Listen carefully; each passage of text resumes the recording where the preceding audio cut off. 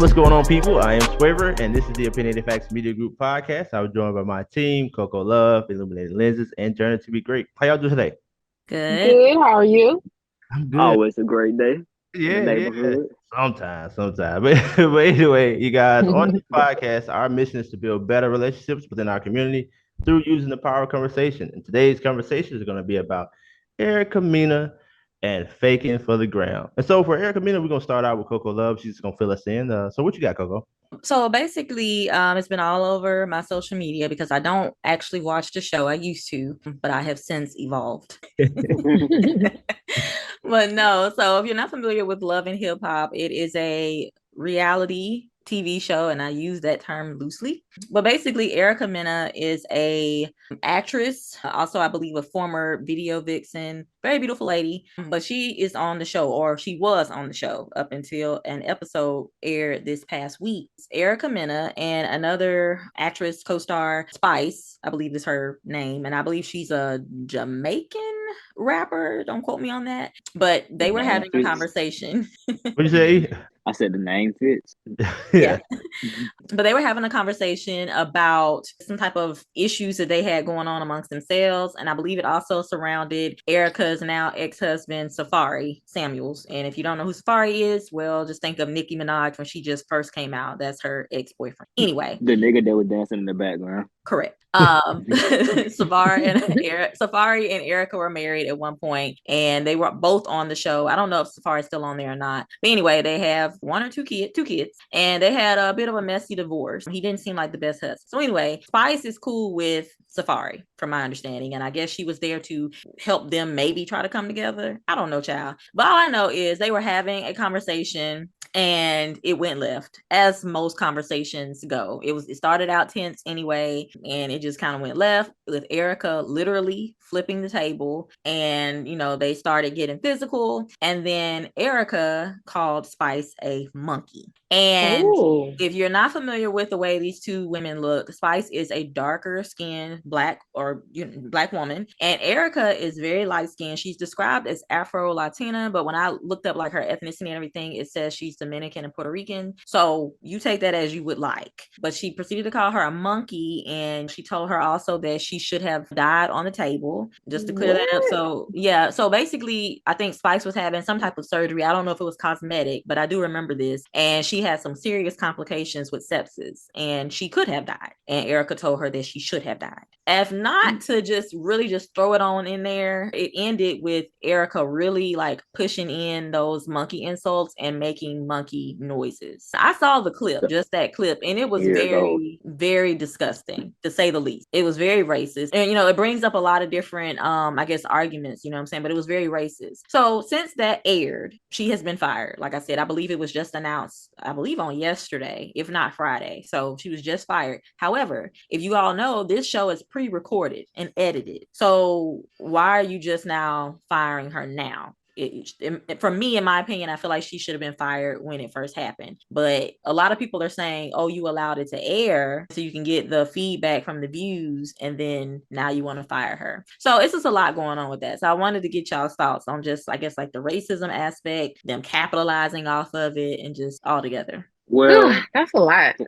Yeah, I mean, for one, yeah, it's racist as shit. Like, let's just be real. I mean, because we all know what she really was trying to say. A lot of times, a lot of dark skinned people, they be getting that shit from other races or lighter skinned people. Not all, but that is their main jab that a lot of lighter skinned people want to throw, like being dark or stuff like that. So yes, that it was racist. Two, I mean, it's not surprising that they did that. Honestly, no company has any more values. They're always going to put the company above themselves. And I think with Erica, if I'm not mistaken, she was one of their top names on the show. I don't really watch the show, but that's what I heard. Mm-hmm. So probably what they figured was, okay, her ass gonna have to get fired anyway. So let's at least get a little bit more views from her before we have to kick off the show. Let's at least get a bang for our buck.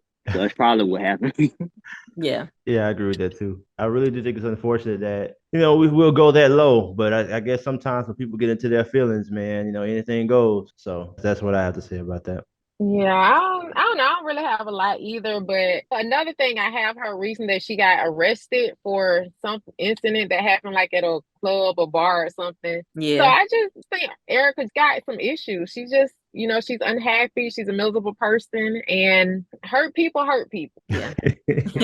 But hey, look, check this out, y'all. We're gonna go to the next topic. And maybe somebody heard in this one too. So we got some faking for the gram going on. What's going on with that, Jerry? So, okay, last night I went to the Alabama game and Roll Tide, by the way. Oh gosh. So a lot of times when I go places and it's a crowded, I people watch, but just so happened it was two couples came and sat directly in the row in front of me. So maybe it was just a couple outing or whatever. So it had the one couple, they were like really lovey-dovey. Like the guy, he had his arm around his woman, kept kissing her on the cheek, and when they would play music, they were kind of they were having a really good time. The other couple, they were just kind of sitting there. The lady, she pretty much was on her phone the whole time, going live. Her and her friend, initially they were taking pictures. Her man, he was just kind of sitting there like, I don't even want to be here. And she, a couple of times I noticed like she would lean over to him to kind of gesture him to put his arm around her. So he would do it, but it wasn't like authentic. It was more like it was a chore when he did it. And, he'll have his arm around her for a minute. Then, suddenly he would have to grab his phone or, do something where he was like, he didn't really want her on him like this. So I'm just observing all of this. So around, the Auburn fan, that's what it was. So again, even during the game, like they really didn't interact much. They weren't really talking. And when halftime was almost up, she decided she wanted to take pictures with him. So then all of a sudden they leaned in. He's all smiles and stuff. Then he'll kiss her on the cheek. They got a nice amount of picture. Like she would take a picture and edit or whatever. And then I guess it wasn't good enough. She'll go back in, take some more pictures. And while she was trying to get the perfect pictures, editing and doing whatever for the Instagram or whatever app she was on, he was still sitting there like he was just annoyed. But if anybody go to her profile and see all the pictures, they probably think they're so loving and they're having a great time and they always doing this and they always, whatever. But in reality, they really weren't vibing like that last night. And so it just made me think about how a lot of people see couples and they, couple goals and I wish my man would do this or I wish my woman would do that. But in reality, like you really don't know what's going on behind that picture. So it was just really interesting to me. And I ended up coming across an article on self.com and it's called How to Save Your Relationship from the Social Media Comparison Trap. And so it gives out like 5 tips if someone does get caught up in that type of stuff. And y'all add to it if y'all think of something. So the first one is, where is your relationship insecurity coming from? Because sometimes we have things that's going on with ourselves and we project it maybe on a person that we're dating or something like that. And check yourself, see if it's something that's an insecurity that's still prior to the relationship that you need to work on. Number 2 is, please remind yourself you don't know what happens behind closed doors. Last night was a perfect example. Like that couple that I mentioned, they were not vibing at all, not like the other couple. But soon it was time to take pictures. They all smiled, they booed up and everything. And that's not the reality of what I seen last night. The other dude, he was all over his woman. He definitely got some when he left the guy. The other guy, I don't know what they had going on.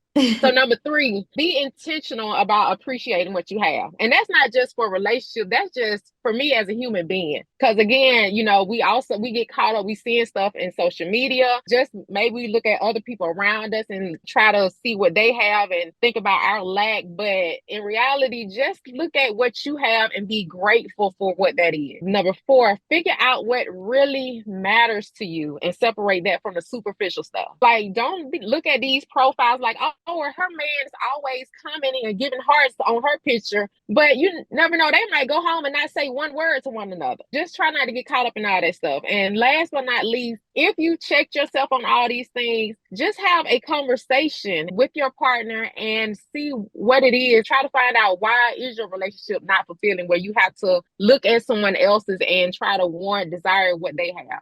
So 2 things I want to put to that. This is a personal thing for myself though, but I've never been big on posting the people that I would talk to. I haven't been in a lot of relationships, but I've never been big on doing that. And it's so good that you said that because a lot of people don't know. I think in the past I've been accused of hiding people, but it wasn't ever hiding. It's just that when you know better, you understand better. Social media just creates problems. Sometimes it's better to stay off of it. And I also was doing some research to add to that. In divorce proceedings, more and more you start to see social media being a reason for why people are filing for divorces. Yeah. So at the end, I told myself, just to avoid the problem, let me go ahead and just not even do that. But when you know better, you do better. So thank you so much for sharing that with the community. The next thing I want to talk about is the faking. Some people are just so ready to post a picture that they will get in a relationship with no intention of doing what it takes to make it work, but they just want to be able to say they got somebody. And I think what you said is a perfect example of that too. They may not like each other at all, but just so she have gotten dressed, knowing that they had an argument, knowing that it wasn't something that he really wanted to do. Maybe even she didn't want to do it, but she just had to go just because she wants people to know, hey, we at the game. I'm at the game with Boo or whatever it is. So they go through all that shit, the fake, just so they could make other people think it's better than what it is. So yeah, that happens a lot, man. Thank you for sharing that with us. That was really on point. That man probably had to use some of that damn savers money, go to that damn game. That's probably why he was pissed. I thought about it. Yeah, I'd be pissed too. I ain't trying to spend all this goddamn money in this game. It's not even a top game. I done spent all this doggone money, and she over here just taking pictures like she paid for it. Like she, hell, I'd have charged her ass for the picture. Make some of my damn money back. Listeners, what do you guys think about these two topics? What do y'all have to say about it? Don't forget to comment down below. And also, thank y'all so much for listening. As always, I am joined by my team, Coco Love, Illuminating Lenses, Journey to be Great. This is the Opinionated Facts Media Group podcast. Until next time, peace.